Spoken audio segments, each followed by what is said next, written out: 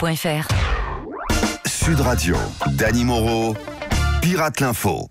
Et l'info du week-end Sud Radio, c'est l'épisode 3 de la saga des Gilets jaunes.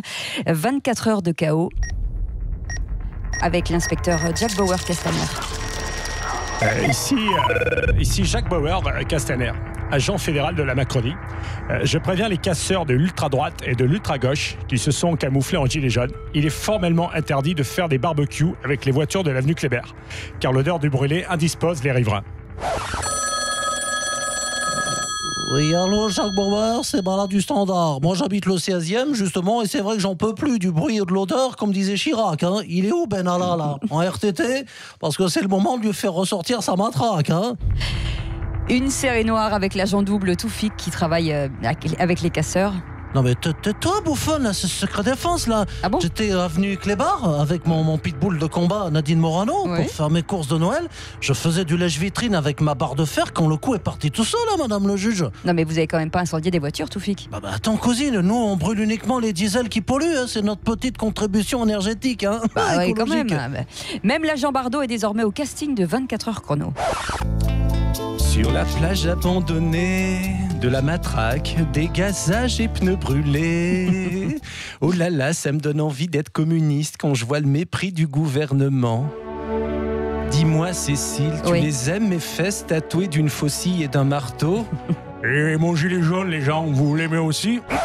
Oh là là, qu'est-ce qui m'arrive? Je me transforme en Mélenchon. Mes amis du Front National vont en faire une jaunisse. Et Jack Bauer Castaner, il est 24 heures chrono pour trouver une solution avant que Macron ne déclenche l'état d'urgence. Pardon de vous le dire, Castagnette, mais il y a urgence. Il faut vite lancer une fatwa sur les gilettistes, car désormais, même les djihadistes n'osent plus venir à Paris. Et ça, c'est pas bon pour le tourisme. Et ce week-end, la comédienne Maria Pacôme nous a quittés. Une disparition qui vous a beaucoup affecté, vous, Chantal Latsou. Mais comment, ma grande? La Maria, j'ai toujours envie de l'appeler maman. Ah oui. J'adorais sa voix fêlée qui me faisait penser à une assiette qui a embrassé trop près le carrelage de la cuisine après le coup de tonnerre d'une grosse engueulade. Hein. Et vous l'avez connue? Mais bien sûr, et je peux te dire que contrairement à toutes ces petites jeunettes qui sont des sous-doués de la comédie, la Maria, c'était la seule reine du boulevard qui a jamais fait le trottoir pour décrocher un rôle. Hein. Et elle serait décédée samedi à 16h. Eh oui, en plein mouvement des Gilets jaunes, t'imagines la coïncidence? Celle qui, il y a 30 ans en arrière, donnait du panache à la crise, le film de Colin Serrault. Oui. Alors ce matin, j'ai juste envie de lui dire à la Pacôme, au revoir maman.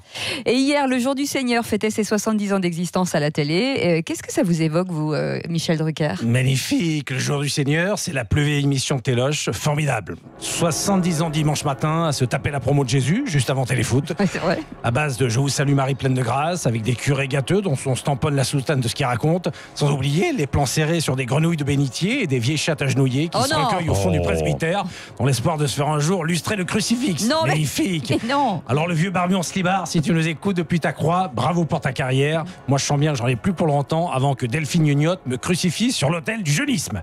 Et Laurent Delahousse, vous êtes aussi admiratif de la longévité de cette émission.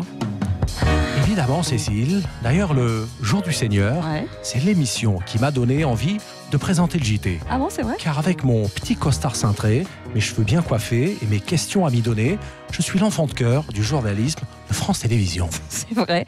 Tiens, François Fillon, mais qu'est-ce que vous faites ici, vous? Mais quoi, Cécile? Dans la famille, on est super croyants. Il n'y a qu'à lire ce que dit la Bible. Tu ne voleras pas, tu ne porteras pas de faux témoignages. Quand je relis le Nouveau Testament, j'ai l'impression de voir le procès-verbal de ma mise en examen pour emploi fictif devant le juge. Et c'était comment d'ailleurs cette fête des 70 ans? Franchement, les petits fours, c'était de véritables étouffes chrétiens. Quant au vin de messe, une vraie piquette. Du coup, avec Pénélope, on a joint l'utile à agréable en visitant le presbytère. C'est-à-dire? En vidant les troncs d'église. On a récupéré 2000 balles en petite monnaie. Ben non. En rentrant au château, j'avais l'impression de sortir d'une épreuve de Fort Boyard. Péné avait des pièces jaunes jusque dans la culotte au fond de la tirelire. Non, le mais tout non. net d'impôts. Hein. Oh putain, attends, c'est génial, le jour du Seigneur, c'est ça la solution. Patrick Sébastien, mais quelle solution? Alors, Cécile, pour pas me faire virer par Delphine Gnognotte, je vais faire venir Jésus qui va serrer des louches au public en reprenant du Kenji Girac et Capella. Jésus de Nazareth. Non, Jésus des Saintes Marie de la Mer, un gitan polonais qui aiguise des couteaux sur la plage avec 3 grammes dans le sang. Allez, on fait tourner les soutanes, c'est la fête.